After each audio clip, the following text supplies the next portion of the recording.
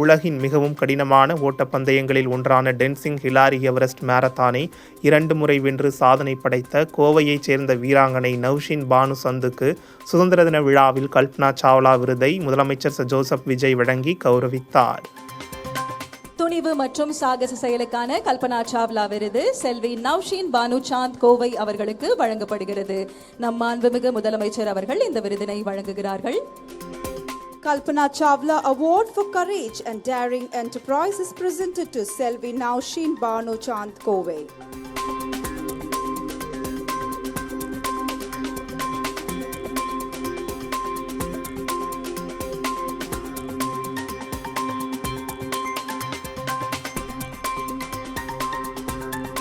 எண்பதாவது சுதந்திர தின விழாவில் சிறந்த மாநகராட்சிக்கான மாநில அரசின் முதல் பரிசை கோவை மாவட்டம் தட்டிச் சென்றது. 2வது சிறந்த மாநகராட்சியாக தஞ்சாவூர் மாநகராட்சி அறிவிப்பு.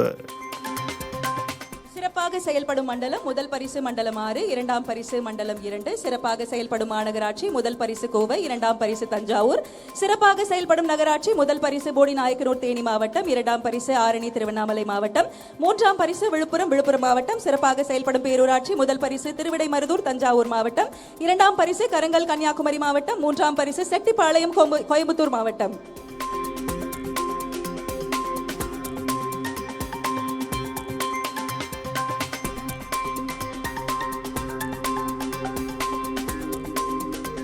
சமூக சேவையில் சிறந்து விளங்கியதற்காக திருப்பூர் இம்மானுவேல் நெல்சன், தூத்துக்குடி சரவணகுமார் மற்றும் சேலம் நிர்மல் கதிர்வேல் ஆகிய 3 இளைஞர்களுக்கு சுதந்திர தின விழாவில் முதலமைச்சரின் மாநில இளைஞர் விருதை முதலமைச்சர் விஜய் வழங்கி சிறப்பித்தார்.